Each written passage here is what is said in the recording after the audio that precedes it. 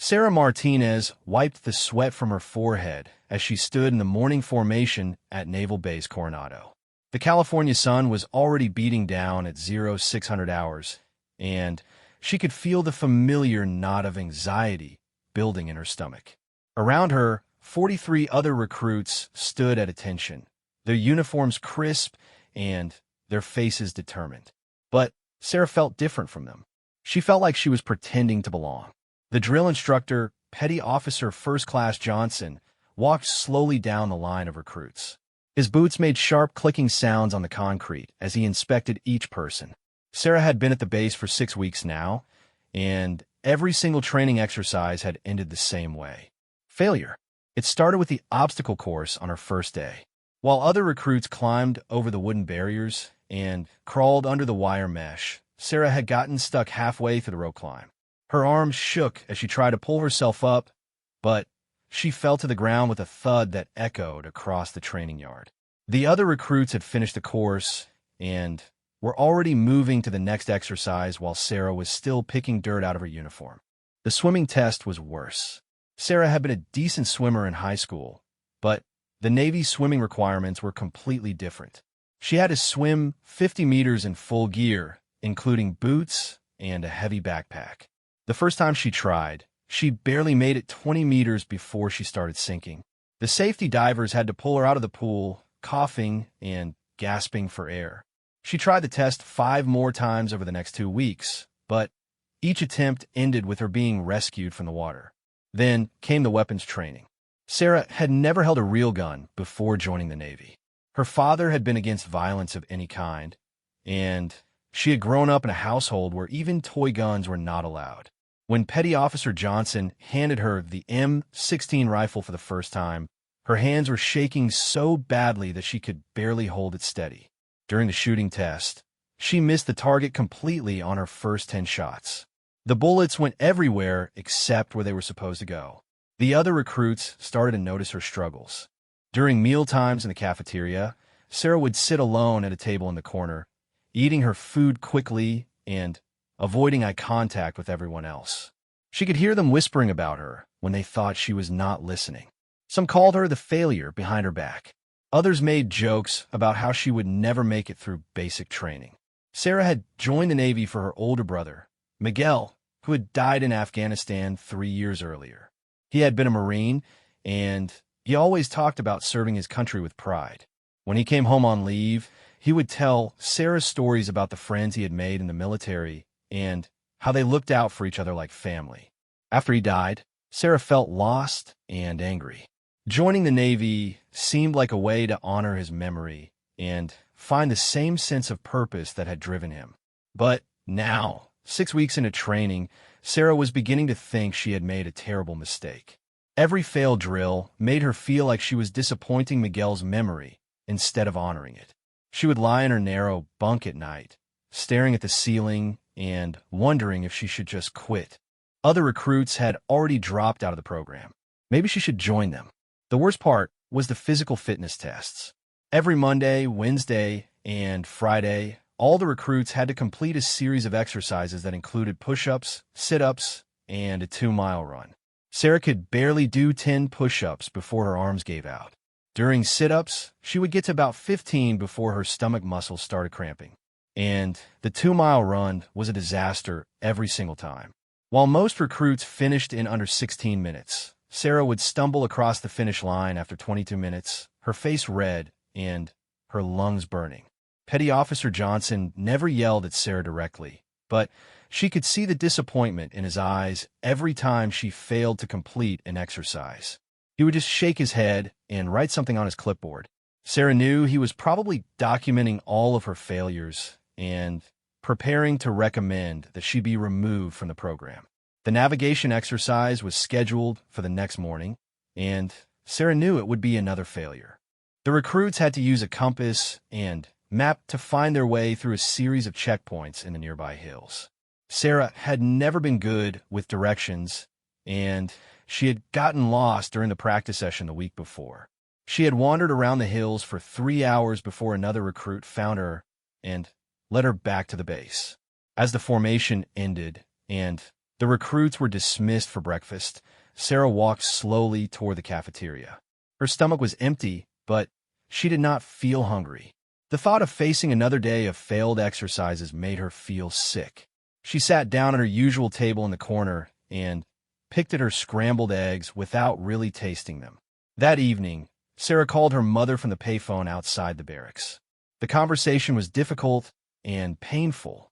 Her mother could hear the defeat in Sarah's voice, and she gently suggested that maybe military life was not right for her. Maybe she should come home and find a different path. Her mother reminded her that Miguel had always been naturally athletic and confident, while Sarah had always been more quiet and studious. After hanging up the phone, Sarah walked to the small chapel on the base. She was not particularly religious, but she needed a quiet place to think. She sat in one of the wooden pews and looked at the simple cross hanging on the wall. She thought about Miguel and all the stories he had told her about military training. He had made it sound challenging, but achievable. He had never mentioned anything about feeling completely overwhelmed and inadequate. Sarah pulled out the letter that Miguel had written to her before his last deployment. She had read it hundreds of times, but she hoped it might give her some guidance now. In the letter, Miguel had told her that he was proud of her for always trying her best, even when things were difficult. He had written that success was not about being the strongest or the fastest, but about never giving up when something mattered to you. But as Sarah sat in the chapel that night, she wondered if Miguel would still be proud of her, if he could see how badly she was failing at everything. She wondered if there was a point where trying your best was simply not enough. Maybe some people were just not meant to be in the military, no matter how much they wanted to honor a loved one's memory. The next morning would bring the navigation exercise, and Sarah was already preparing herself for another failure. She had studied the maps until her eyes were sore, but she still felt confused about how to use the compass properly. She had practiced reading coordinates, but the numbers seemed to jumble together in her mind when she was under pressure. As Sarah finally left the chapel and walked back toward the barracks, she made a decision.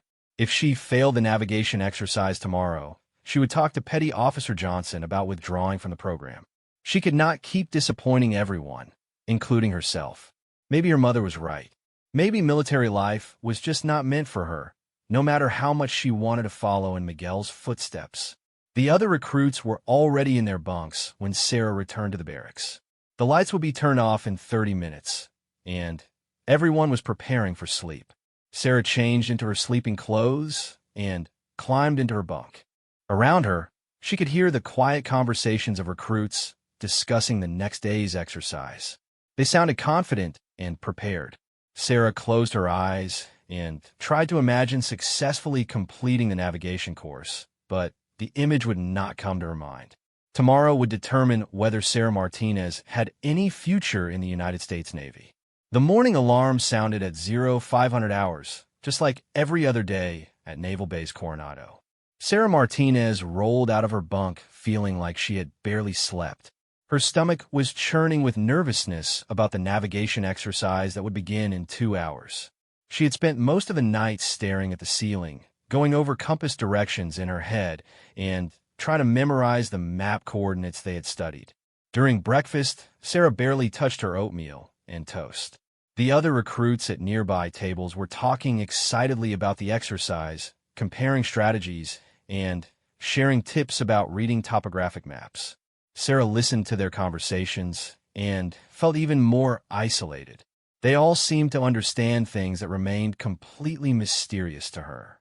Recruit Davis, who had the bunk next to Sarah's, leaned over during breakfast and whispered, "Hey, you doing okay?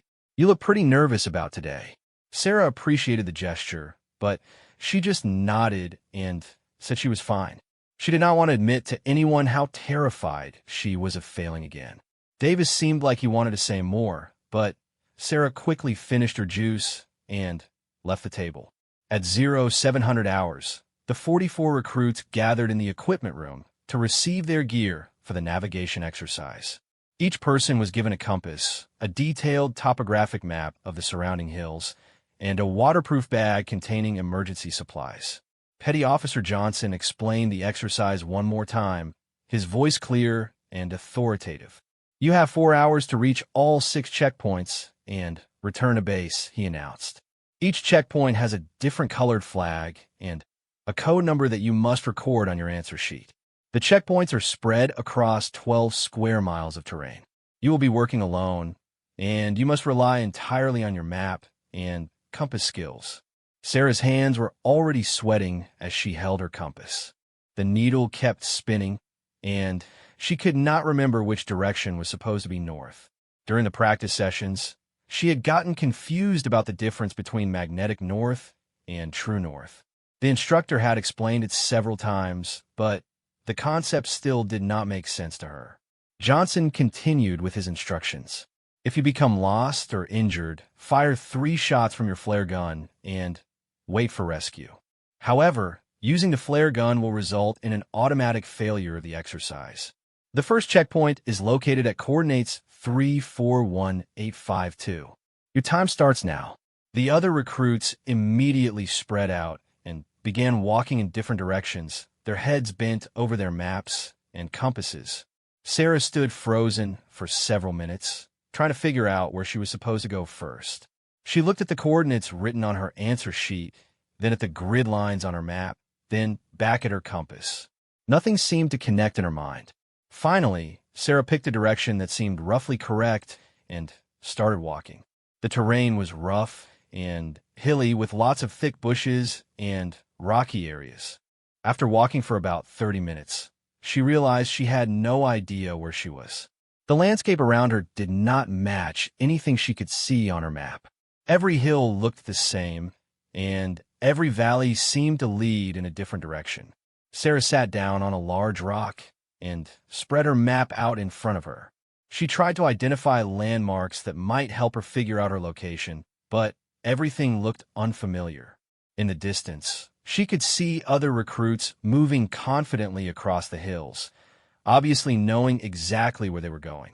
She felt completely alone and lost.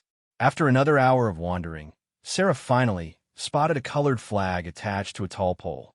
She ran toward it excitedly, thinking she had found her first checkpoint.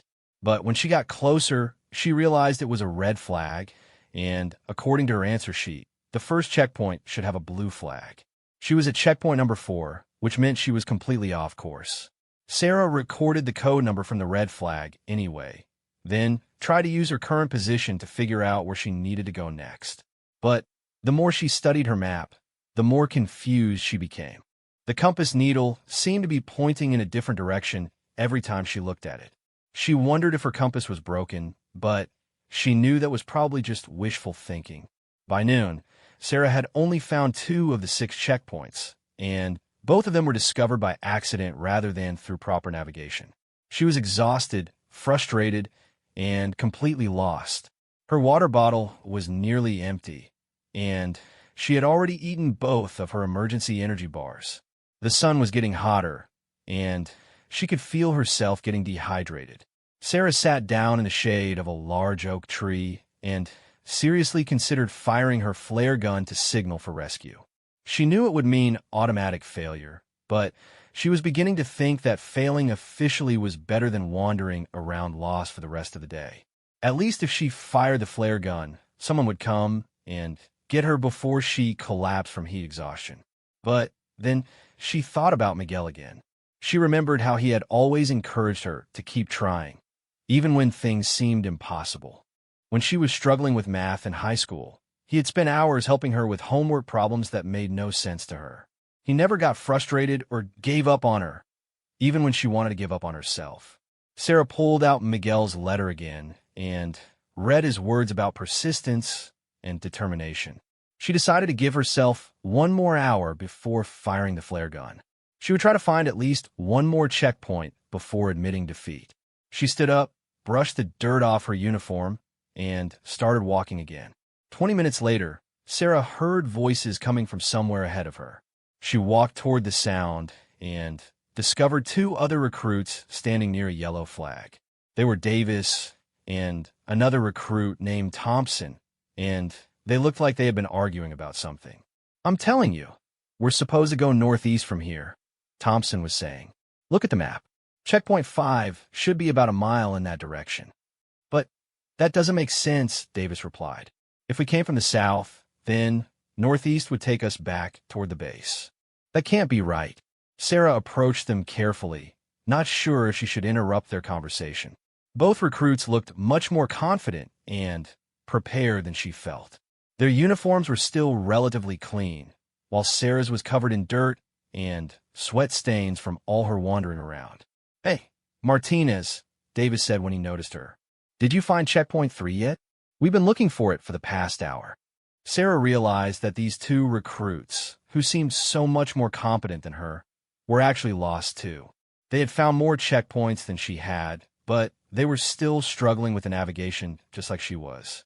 For the first time all day, Sarah felt a little less alone in her confusion. "I haven't found checkpoint 3, Sarah admitted. "Actually, I've only found 2 checkpoints so far, and I'm not even sure how I found those." Thompson laughed, but not in a mean way. "Yeah, this exercise is harder than I expected. The terrain all looks the same, and these compass readings are driving me crazy." The 3 recruits decided to work together, even though they were supposed to complete the exercise individually. They spread all 3 maps out on the ground and tried to figure out where they currently were. By combining their different observations and comparing their compasses, they were able to determine their approximate location. "Okay, so if we're here," Davis said, pointing to a spot on the map, "then checkpoint 3 should be about half a mile to the west." Sarah looked at her compass and tried to figure out which direction was west. Thompson noticed her confusion and showed her how to hold the compass steady and line up the needle with the north marking. For the first time all day, Sarah felt like she was beginning to understand how the navigation system worked. The 3 recruits walked together toward what they hoped was checkpoint 3. Along the way, they talked about their reasons for joining the Navy and their experiences during basic training. Sarah learned that Davis had also struggled with some of the physical fitness tests, and Thompson had failed his first swimming exam, just like she had. "I thought I was the only one having trouble with everything," Sarah said as they climbed over a fallen tree. "Are you kidding?" Thompson replied. "Half the recruits in our company have failed at least one major test. Johnson doesn't tell us about the other people's failures because he wants us to focus on our own improvement." This information was surprising and comforting to Sarah. She had assumed that everyone else was sailing through basic training while she was the only one struggling. Learning that other recruits had similar challenges made her feel less like a complete failure. Working together, the 3 recruits successfully found checkpoint 3 and 2 additional checkpoints before the 4-hour time limit expired. Sarah felt better about the navigation exercise than she had about any previous training activity, but she knew that collaborating with other recruits was against the rules. When they returned to base, she expected to face consequences for not completing the exercise independently. Petty Officer Johnson gathered all the recruits in the main assembly area to review the results of the navigation exercise. Sarah stood in formation with her heart pounding, waiting to hear about her punishment for breaking the rules. But instead of focusing on individual violations, Johnson began discussing the overall performance of the entire group. 12 of you failed to find all 6 checkpoints, Johnson announced. 8 of you got lost and had to fire flare guns for rescue. 3 of you suffered from heat exhaustion and required medical attention. This exercise had the highest failure rate of any navigation test I've supervised in the past 2 years. Sarah was shocked to learn that so many other recruits had struggled with the exercise. She had assumed that most people had completed it successfully, while she was one of the few failures. Johnson continued his analysis, explaining that the navigation exercise was designed to be extremely challenging and that failure was part of the learning process. "Navigation skills cannot be mastered in a classroom," Johnson said. "You have to get lost before you can truly understand how to find your way. Today's failures will make you better navigators in the future, assuming you learn from your mistakes and keep practicing." After the group discussion, Johnson called Sarah aside for a private conversation. She walked to his office, expecting to be disciplined or removed from the training program. Johnson's desk was covered with papers and files, and Sarah could see her name on several of the documents. He gestured for her to sit down in the chair across from his desk. Martinez, I want to talk to you about your performance over the past 6 weeks, Johnson began. Sarah's stomach dropped, and she prepared herself for the worst possible news. I know you've been struggling with most of the training exercises, and I know you're probably thinking about quitting the program. Sarah nodded, unable to speak. Johnson opened one of the files on his desk and looked at several pages covered with notes and test scores. All of Sarah's scores were well below the minimum requirements for passing basic training. She could see red marks and failing grades throughout the entire file. Here's what I want you to understand, Johnson continued. Some recruits come to basic training already prepared for military life. They've been athletes in high school, or they grew up in military families, or they've been preparing for this their entire lives. Those recruits usually succeed quickly and easily. Johnson closed Sarah's file and looked directly at her. But some recruits come here with no background in physical fitness or military activities. They have to learn everything from the beginning, and that learning process takes longer. It doesn't mean they can't become excellent sailors. It just means they need more time and practice. Sarah was confused by Johnson's tone, which was much more supportive than she had expected. She had been preparing herself for a conversation about leaving the Navy, but Johnson seemed to be suggesting that she should continue with the training program. I've been in the Navy for 15 years, Johnson said, and I've trained thousands of recruits. Some of the best sailors I know were the ones who struggled the most during basic training. They had to work harder than everyone else, which made them more determined and more resilient than the recruits who never faced serious challenges. Johnson opened another file from his desk, this one much thicker than Sarah's. This file belongs to a sailor who completed basic training in my program 8 years ago. He failed every single physical fitness test for the first 2 months. He couldn't do a single pull-up. He got lost during every navigation exercise. His swimming was so bad that we almost removed him from the program. Sarah listened with growing interest, wondering how this story connected to her situation.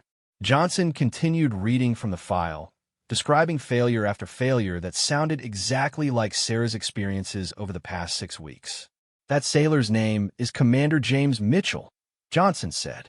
He's now a Navy SEAL, and he's one of the most respected operators in the Special Forces community. He completed 3 deployments in Iraq and 2 in Afghanistan. He's received multiple medals for valor and leadership. Sarah could hardly believe what she was hearing. A Navy SEAL had struggled with basic training, just like she was struggling. It seemed impossible that someone who had become an elite Special Forces operator could have started out failing simple exercises. Commander Mitchell visits this base several times a year to observe our training programs, Johnson explained. He specifically asked to meet with recruits who are having difficulty because he remembers how hard it was for him to get started. He's actually here this week, and he's asked to speak with you. Sarah's heart started racing with nervousness and excitement. She had never met a Navy SEAL before, and the idea of talking to someone so accomplished was both thrilling and terrifying. Johnson told her that Commander Mitchell would be available that evening after dinner, and that the meeting was completely optional. Why would a Navy SEAL want to meet with me? Sarah asked. I'm failing everything. I'm probably the worst recruit in the entire program. Johnson smiled for the first time since Sarah had known him. That's exactly why he wants to meet with you. Commander Mitchell believes that the recruits who struggle the most during basic training often have the greatest potential for long-term success if they can learn to overcome their initial challenges. That evening, Sarah walked nervously to the small conference room where she was supposed to meet Commander Mitchell. She had spent the entire afternoon thinking about what she might say to such an accomplished person. She worried that he would take one look at her and realize that she was not worth his time. Commander Mitchell was sitting at a simple wooden table when Sarah entered the room. He was not as large or intimidating as Sarah had expected. He was probably in his early 30s, with short dark hair and calm brown eyes. He stood up when she entered and shook her hand with a firm but friendly grip. Sarah Martinez, he said, I've heard a lot about you from Petty Officer Johnson. Please sit down. I want to hear about your experiences here. Sarah sat across from Commander Mitchell and tried to think of something intelligent to say. But before she could speak, he started talking about his own struggles during basic training. He described failing the same exercises that had been defeating Sarah, and he talked about feeling isolated and inadequate compared to other recruits. I seriously considered quitting the Navy after my first month of basic training, Commander Mitchell admitted. I was convinced that I had made a terrible mistake, and that military life was not for me. I felt like I was embarrassing myself and disappointing my family. Sarah was amazed by his honesty and vulnerability. She had expected a Navy SEAL to be supremely confident and naturally gifted, not someone who had experienced the same doubts and fears that were currently plaguing her. What changed? Sarah asked. How did you go from failing basic training to becoming a Navy SEAL? Commander Mitchell leaned back in his chair and thought for a moment before answering.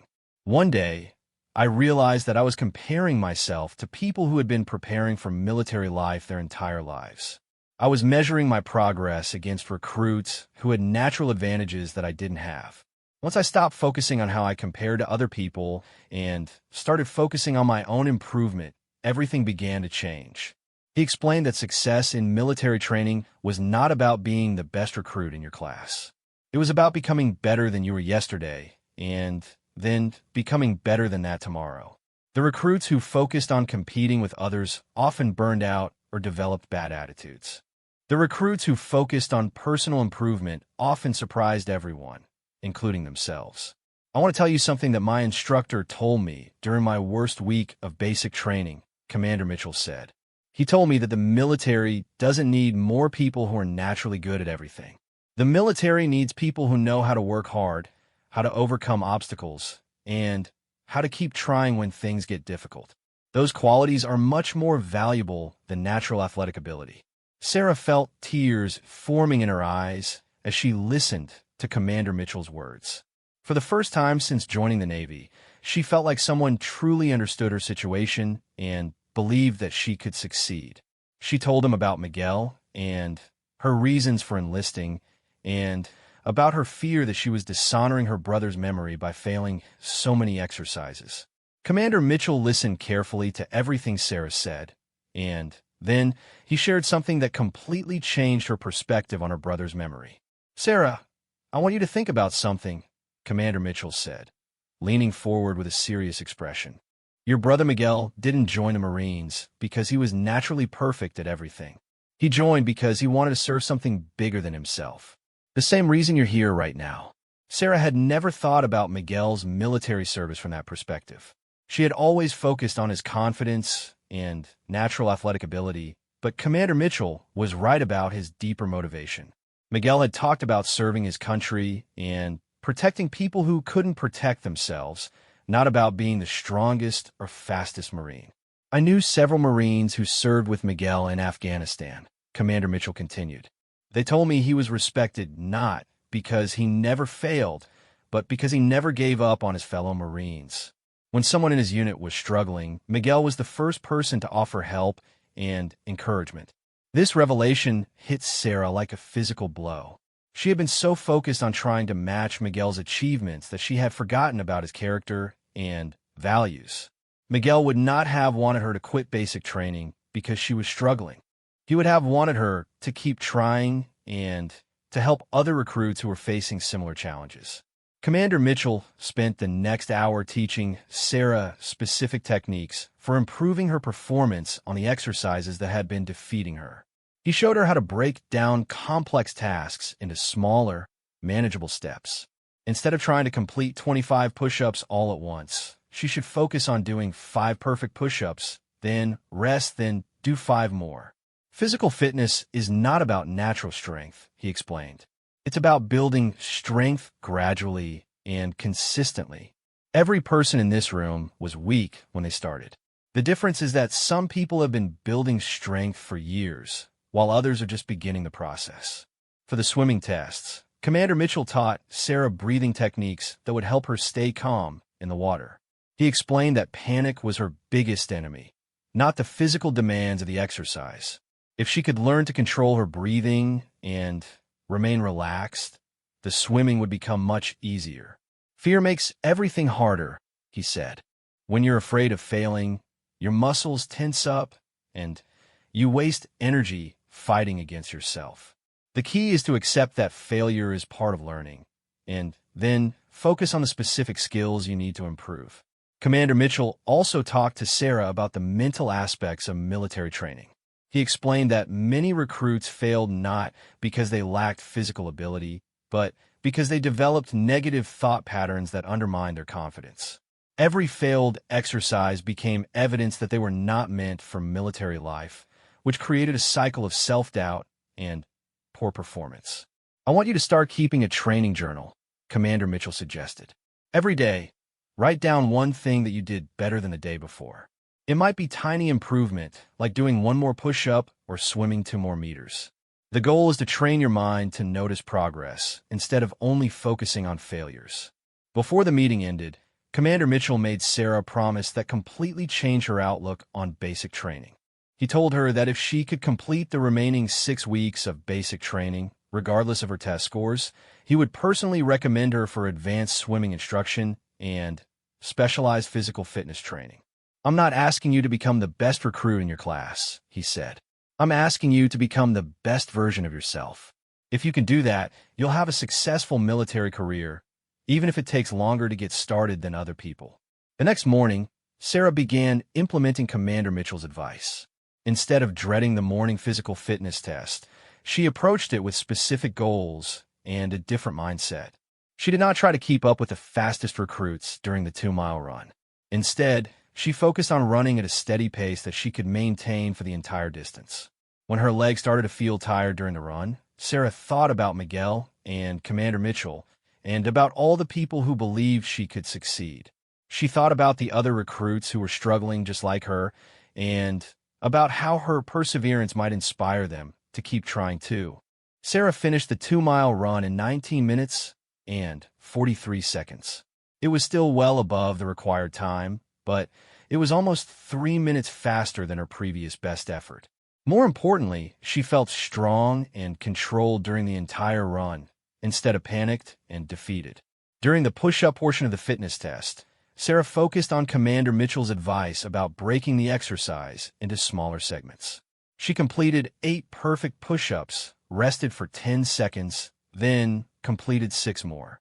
Instead of trying to reach the required number all at once, she accumulated push-ups gradually throughout the testing period.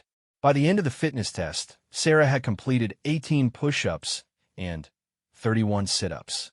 Both numbers were significant improvements over her previous performances, and she had accomplished them without feeling completely exhausted.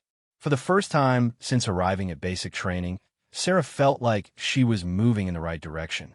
During the following weeks, Sarah continued applying Commander Mitchell's training methods and mental strategies. She started her training journal and began noticing small improvements that she had previously overlooked. Her compass navigation skills improved gradually as she practiced the specific techniques that Commander Mitchell had shown her. More importantly, Sarah's attitude toward failure began to change. When she struggled with an exercise or made mistakes during training, she tried to view each setback as information rather than evidence of her inadequacy. Instead of thinking, "I'm terrible at this," she would think, "I need to practice this more," or "I need to ask for help with this technique." Sarah also began reaching out to other recruits who seemed to be struggling.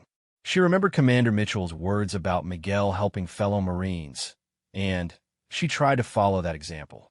When she saw other recruits having difficulty with map reading or compass navigation, she shared the techniques that were helping her improve. One evening, Sarah received a phone call from her mother, who had been worried about her since their previous conversation weeks earlier. Sarah's voice sounded completely different from the last time they had talked. Instead of defeat and exhaustion, her mother heard determination and optimism.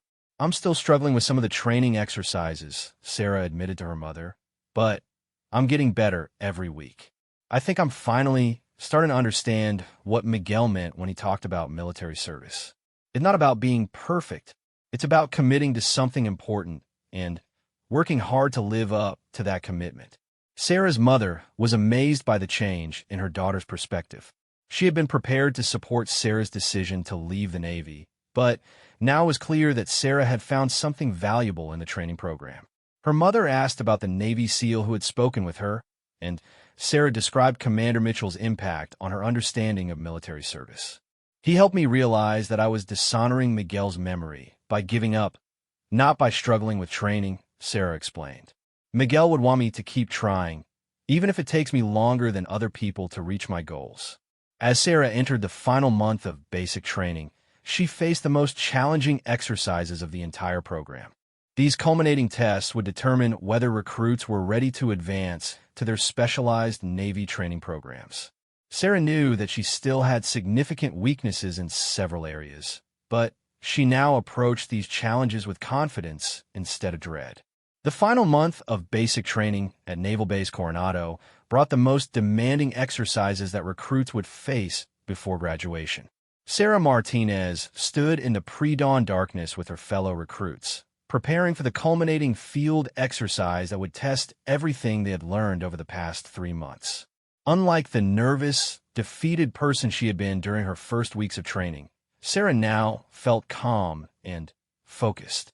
The final exercise was called Battle Stations, and it involved a series of challenges that simulated real Navy operations. Recruits had to demonstrate proficiency in damage control, firefighting, navigation, first aid, weapons handling, and teamwork under extreme stress.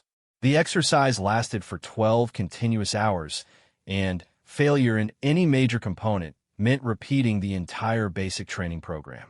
Sarah's first challenge was damage control simulation, where recruits had to stop simulated flooding in a mock ship compartment. Water poured through multiple holes in the walls, and Sarah had to work with 3 other recruits to plug the leaks using wooden wedges, rubber patches, and emergency pumps. The compartment was dark, noisy, and filled with artificial smoke that made breathing difficult. 6 months earlier, this exercise would have overwhelmed Sarah completely. She would have panicked in the dark, smoky environment and failed to coordinate effectively with her team members. But now, she approached the challenge systematically, using the problem-solving techniques that Commander Mitchell had taught her. She broke the complex task into smaller steps and communicated clearly with her teammates about their specific responsibilities. Sarah's team successfully stopped the flooding simulation in 7 minutes and 32 seconds, which was well within the required time limit. As they moved to the next challenge, Sarah felt proud of her performance, but not surprised by it. She had been practicing damage control procedures every day for weeks, and she had gradually built the skills and confidence needed to succeed under pressure. The firefighting simulation was more challenging. Recruits had to enter a burning compartment wearing heavy protective gear and use water hoses to extinguish multiple fires while rescuing simulated casualties. The heat was intense, and the protective equipment made movement slow and awkward. Sarah had to overcome her natural instinct to retreat from the dangerous environment and force herself to move toward the flames. During this exercise, Sarah drew strength from thinking about Miguel and the dangerous situations he had faced during his deployments in Afghanistan. She imagined that the simulated casualties were real people who needed her help, and that motivated her to push through her fear and discomfort. She successfully extinguished her assigned fires and helped carry 2 simulated casualties to safety. The navigation challenge took place in complete darkness using only starlight and compass readings. Recruits had to find their way through a complex course marked by small reflective tags that were nearly invisible without flashlights. Sarah had improved dramatically at navigation since her early failures, but this exercise tested her skills under the most difficult conditions possible. Sarah moved slowly and methodically through the course, stopping frequently to check her compass readings and confirm her position. She made several small errors, but caught and corrected them before they led her seriously off course. The techniques that Commander Mitchell had taught her about staying calm and focused proved invaluable in the stressful environment. After 4 hours of continuous challenges, Sarah felt tired but not defeated. Her endurance had improved significantly since the beginning of basic training, and she had learned to pace herself during long exercises instead of burning out early. She was also drawing energy from her sense of connection to Miguel's memory and from her determination to honor his example of service. The weapons handling portion of battle stations required recruits to demonstrate accuracy with multiple firearms while wearing heavy gear and operating under time pressure. Sarah had struggled with marksmanship during her early weeks of training, but she had spent dozens of hours practicing on the shooting range. Her accuracy was now consistently within acceptable ranges, though not exceptional. During the weapons test, Sarah focused on the breathing and stance techniques that her instructors had taught her. She ignored the noise and activity around her and concentrated entirely on her sight picture and trigger control. She achieved qualifying scores on all 3 weapons systems, including the rifle that had given her so much trouble during her first attempts. The first aid simulation tested recruits' ability to provide medical assistance to wounded personnel in combat situations. Sarah had to treat multiple casualties with different injuries while working in a loud, chaotic environment designed to simulate battlefield conditions. She applied tourniquets, bandaged wounds, and administered simulated medications according to strict medical protocols. Sarah discovered that she had a natural aptitude for medical procedures that surprised both her instructors and herself. She remained calm and focused while treating the simulated casualties, and she demonstrated good judgment about prioritizing patients based on the severity of their injuries. One of the medical instructors made a note in Sarah's file about her potential for advanced medical training.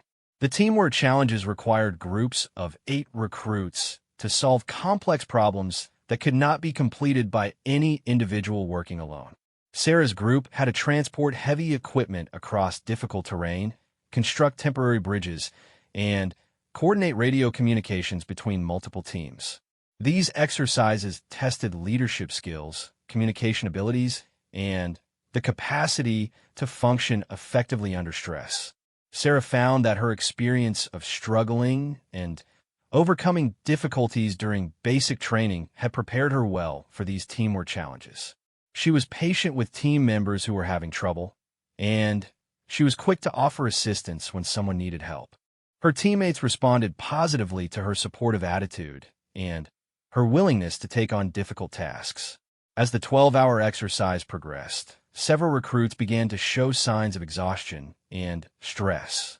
Some started making careless mistakes, and others became frustrated and argumentative with their teammates. Sarah felt tired too, but she had learned techniques for maintaining her energy and focus during extended challenges. During a brief rest period halfway through the exercise, Sarah thought about the conversation she had with Commander Mitchell weeks earlier. He had told her that the most valuable military personnel were not necessarily the ones who never failed, but the ones who knew how to persist through difficulties and help their teammates do the same. The final challenge of battle stations was a comprehensive test that combined elements from all the previous exercises. Recruits had to navigate to a simulated disaster site, provide first aid to casualties, fight fires, repair damage to equipment, and coordinate evacuation procedures. The exercise was designed to be overwhelming and confusing, testing recruits' ability to prioritize tasks and maintain effectiveness under extreme pressure. Sarah approached the final challenge with confidence and determination. She had successfully completed every previous portion of the exercise, and she was no longer the same person who had failed drill after drill during her early weeks of training. She worked systematically through the complex scenario, helping her teammates and maintaining focus on their mission objectives. When the exercise finally ended after 12 hours, Sarah felt exhausted but triumphant. She had successfully completed every component of battle stations and had demonstrated significant improvement in all the areas where she had previously struggled. More importantly, she had proven to herself that persistence and hard work could overcome initial failures and natural disadvantages. Petty Officer Johnson gathered all the recruits for the final debriefing session. His expression was serious as he reviewed the results of the exercise, but Sarah detected a hint of satisfaction in his voice as he announced that 39 of the 44 recruits had successfully completed battle stations and would be graduating from basic training the following week.